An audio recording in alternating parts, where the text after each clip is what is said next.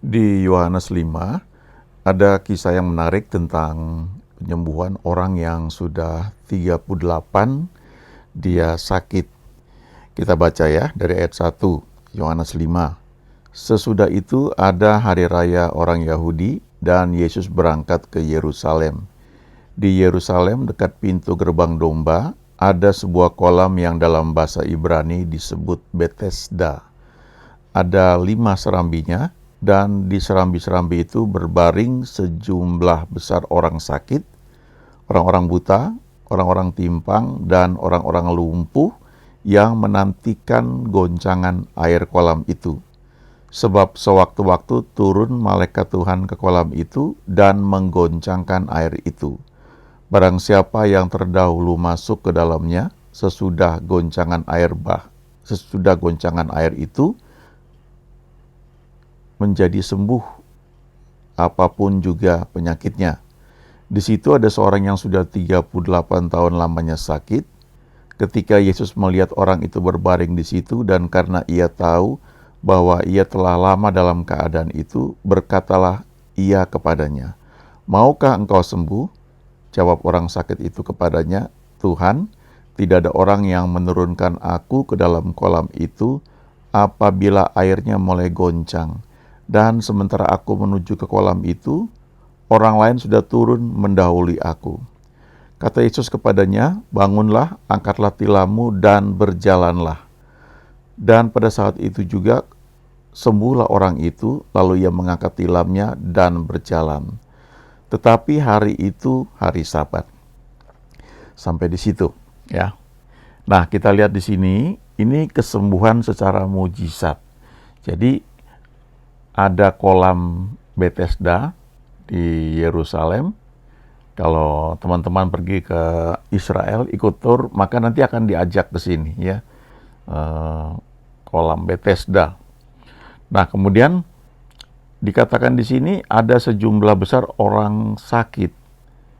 Nah, di situ ada orang-orang buta, ada orang-orang timpang, dan juga orang-orang lumpuh yang menantikan goncangan air kolam itu. Karena rupanya dikatakan kadang-kadang ada malaikat Tuhan turun ke kolam itu lalu menggoncangkan air itu. Siapapun yang masuk ke dalamnya, yang pertama kali masuk, maka orang itu sembuh, ya.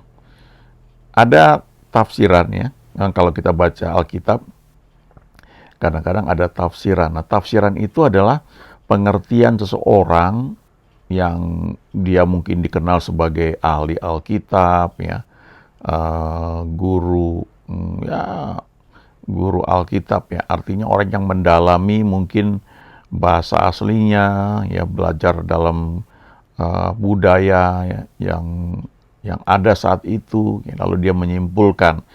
Nah, tidak salah baca tafsiran, tapi memang itu adalah konsep pemikiran seseorang.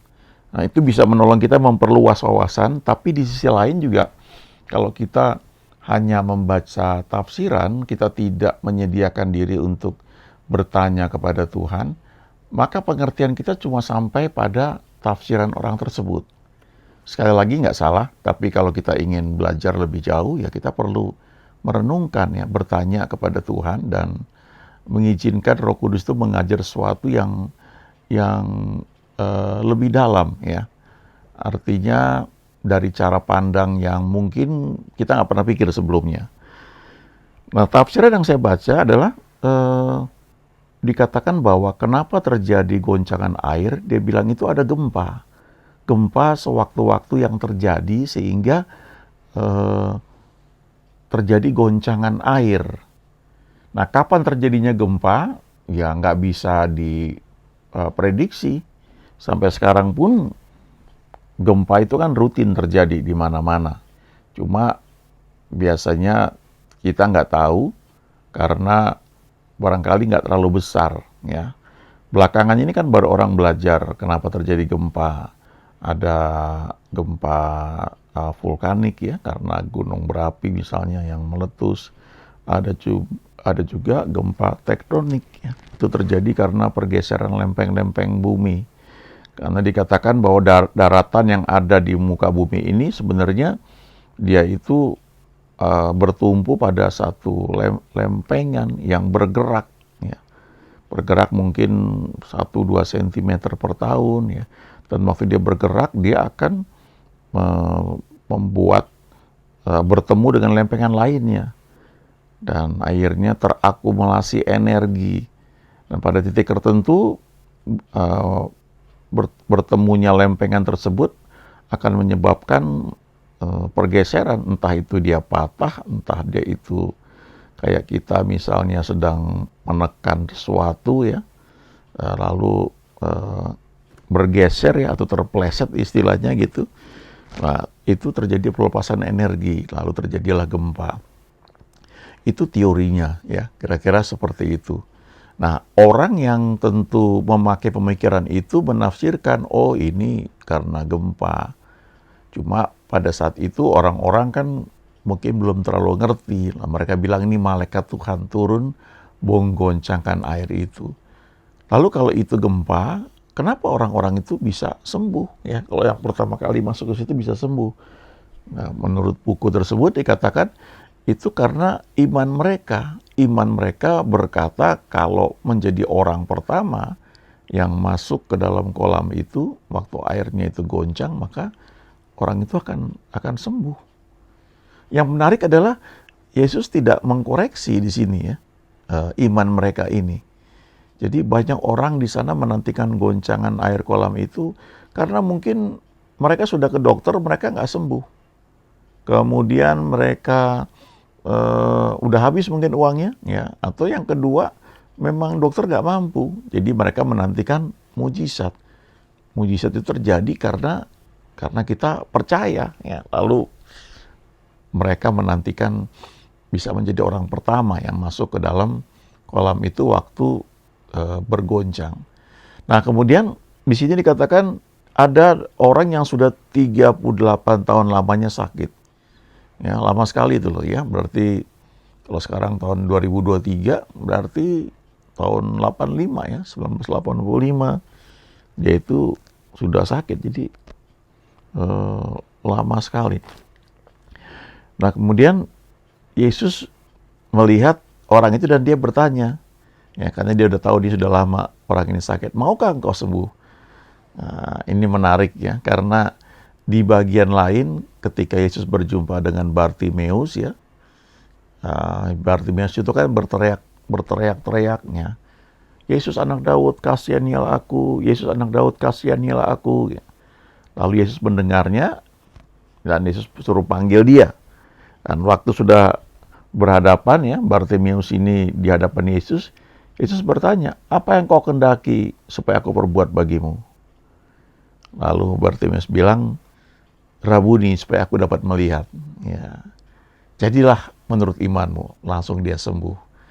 Jadi ini Yesus bertanya, kamu mau apa? Tapi kalau ini, Yesus tahu bahwa ini orang sudah lama sakit dan dia terbaring di situ, ya tujuannya mau sembuh. Lalu dia bertanya, maukah engkau sembuh? Nah, kemudian orang ini mungkin karena sudah lama sakit dan dia tidak pernah berhasil menjadi orang pertama yang masuk ke dalam kolam itu kalau airnya sedang bergoncang, dia jadi komplain, ya, menyalahkan orang lain atau menyalahkan keadaan, dan dia bilang, Tuhan, tidak ada orang yang menurunkan aku ke dalam kolam itu apabila airnya mulai goncang. Dan sementara aku menuju ke kolam itu, orang lain sudah mendahului aku. Jadi artinya dia nggak pernah berhasil menjadi orang pertama untuk dapat memperoleh mujizat tersebut.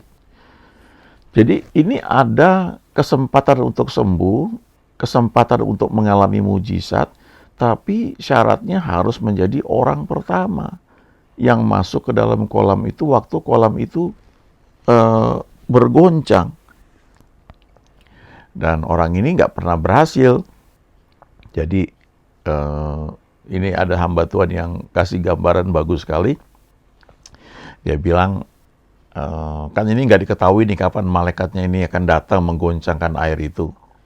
Jadi ada orang yang beberapa orang kasihan melihat orang lumpuh ini, Kemudian mereka buatkan satu kursi roda, ya, kursi roda tempat orang ini tidak hanya duduk tapi bisa diatur, dia bisa berbaring.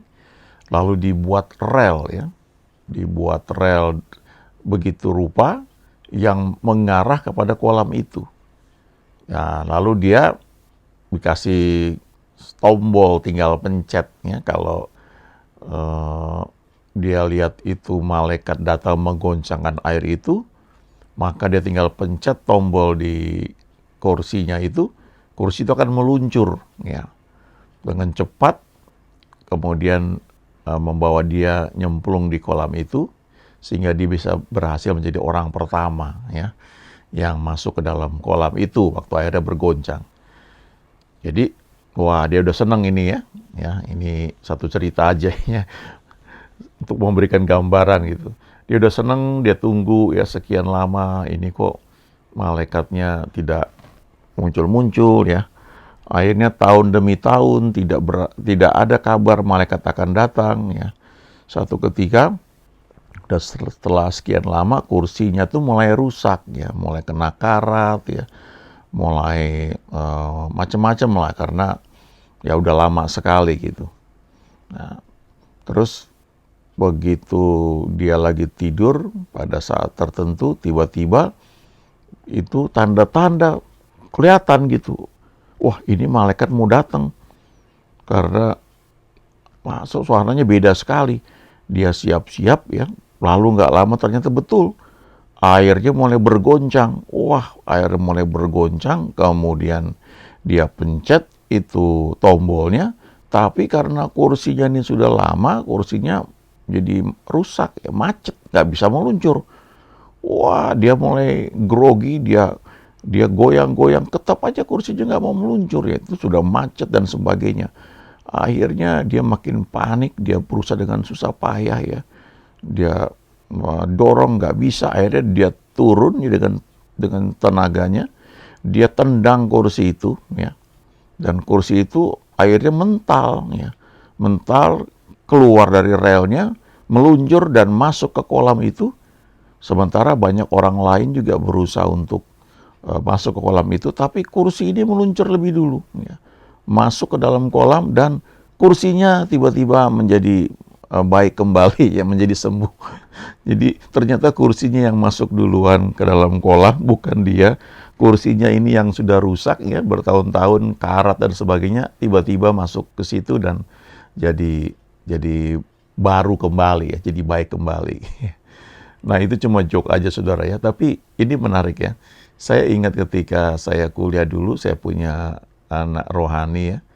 Itu kami dulu, ya, berdoa percaya, ya, mujizat Tuhan. Jadi dia punya tape, ya. Zaman dulu kan puter tuh, kalau sekarang kan ada Spotify, ada YouTube, ya.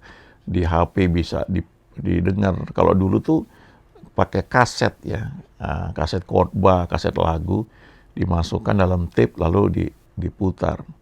Nah, dia punya tape itu rusak, ya, jadi setiap dia mau dengar kaset khotbah tuh nggak bisa jalan. Dia cerita satu ketika dia doain, dia tumpang tangan kepada tape itu dan dia putar, bisa ternyata. Dulu walaupun saya percaya mujizat, ya, tapi untuk berdoa untuk hal-hal yang sifatnya fisik kayak begitu, rasanya sulit juga, ya, untuk percaya. Tapi itu terjadi ternyata, ya. Belakangan saya baru dengar ada satu hamba Tuhan yang hari-hari ini pelayanannya sangat besar sekali, ya, internasional. Dia cerita ketika masa-masa dulu dia itu dalam kekurangan, ya. Banyak hal yang dia belum mengerti, tapi dia ngalami banyak mujizat, ya. Dari yang bisa diterima secara akal sampai yang tidak masuk akal. Misalnya begini, ya, dia pernah cerita, dia waktu itu kehabisan bensin, dia udah nggak punya uang, ya. Dia istrinya baru saja melahirkan, kemudian ketika dia bawa mobil, bensin udah habis, dia berhenti di pom bensin. Nah, waktu itu di Amerika, ya, kan memang sekarang juga masih saya kira, ya, kalau kita isi bensin, ya, kita isi sendiri, ya, self service. Jadi kita kita punya tangki bensin, ya, buka tutupnya, lalu ambil nozzle-nya itu ya, selang pom bensin itu, kita masukin ke dalam tangki bensin kita, kemudian kita pencet ya, bensinnya mengalir, ya tergantung kita mau berapa liter gitu. Nah setelah dia isi ya, entah dia penuh atau setengah tapi dia isi, begitu selesai dia tutup lagi, dia punya tangki bensin, lalu dia mesti masuk ke dalam kantor pom bensin itu untuk bayar. Karena memang seperti itu ya. Dan dia bilang dia nggak punya uang. Dan dia berdoa dan dia akhirnya mau nyerah ya. Dia pikir udah dia mau bilang apa adanya aja ke situ ya. Jadi waktu dia jalan masuk ke dalam kantor pom bensin itu untuk bilang kondisi dia bahwa dia nggak punya uang ya dan sebagainya. Tiba-tiba ada orang yang kenalin dia. Rupanya orang ini pernah ikut pelayanan dia berapa tahun sebelumnya, ikut pemahaman Alkitab gitu ya. Kemudian, ada apa kok ada di sini? Kenapa? Wah, istri saya baru melahirkan gitu. Oh ya, wah puji Tuhan ya. Oh kalau gitu, biar saya yang bayarin bensin kamu katanya. Jadi saat terakhir ternyata dia dapatkan satu pertolongan dari Tuhan ya. Nah di kesempatan lain, kalau itu mungkin kita bilang kebetulan ya. Tapi dia pernah ngalami juga di kesempatan lain ketika dia tumpang tangan kepada mobilnya yang radiatornya tuh bocor ya. Dan tetap bisa jalan selama entah berapa lama ya. Pernah juga bensin habis jadi tumpang tangan ya. Jadi ada masa-masa tertentu ketika situasi yang kritis itu dihadapi dan mujizat terjadi ya. Walaupun belakangan dia ajar ya, lebih enak hidup dalam berkat Tuhan ya. Daripada mujizat demi mujizat itu Anda dibawa kepada suasana krisis ya. Tapi yang saya mau cerita adalah kadang-kadang seperti yang terjadi di sini di Yohanes 5, orang itu menantikan pertolongan Tuhan, menantikan mujizat ya. Tapi ada satu persyaratan yang tidak mudah. Dalam kasus di Bethesda ini adalah harus menjadi orang pertama yang masuk ke dalam kolam itu waktu airnya bergoncang. Dan ternyata itu tidak mudah. Ya, ada satu orang yang sudah 38 tahun sakit nggak pernah berhasil untuk menjadi orang pertama menerima mujizatnya karena masuk ke dalam kolam itu waktu airnya bergoncang. Tapi kemudian ketika Yesus lewat, dia bertanya, maukah engkau sembuh? Ya. Jadi ternyata ada jalur lain yang tersedia. Ya, Yesus berkata, bangunlah, angkatlah tilammu dan berjalanlah. Jalur lain itu adalah mendengar dia. Ya. Nah kasusnya di sini kan memang orang ini nggak kenal Yesus sebelumnya. Tapi kita yang sudah kenal dia, kita bisa senantiasa mempertajam telinga kita ya, mengizinkan Tuhan mempertajam telinga kita dengan bangun pagi, ya, menyediakan diri untuk mendengar dia bicara. Karena kalau dia berbicara, dia berikan tuntunan, itu hal-hal ajaib itu terjadi, ya melampaui segala kayak dia kan aturannya mesti jadi orang pertama yang masuk ke dalam air itu untuk bisa sembuh. Ternyata itu dilampaui hanya karena mendengar Tuhan aja. Jadi bangunlah hubungan dengan Tuhan, izinkan dia bicara, jangan hanya bergantung kepada tafsiran yang pernah kita baca ya, atau kesaksian orang lain yang bisa menolong tapi kita nggak bisa jiplak begitu saja. Tapi hal yang berlaku umum kalau kita baca Alkitab adalah bagaimana kita membangun hubungan dengan Tuhan dan mendengar dia bicara kepada kita. Waktu dia bicara kita lakukan dalam ketaatan, maka mujizat terjadi. Waktu dia berkata kepada murid-muridnya, ada makanan nggak? Nggak ada. Tebarkan jalamu di sebelah kanan perahu, maka kamu akan peroleh. Nah itu karena dia bicara, dilakukan langsung banyak ikan yang sebelumnya dicari itu nggak ketemu, langsung tiba-tiba dapat. Ya, sebelumnya lagi dia bilang bertolak ke tempat yang dalam, tebarkan jalamu untuk menangkap ikan. Waktu dilakukan, ikan begitu banyak ya tertangkap. Jadi poinnya bangun hubungan pribadi dengan Tuhan, izinkan dia mengajar kita dan waktu dia bicara, ayo lakukan dalam ketaatan, maka mujizat akan terjadi. Ya, amin.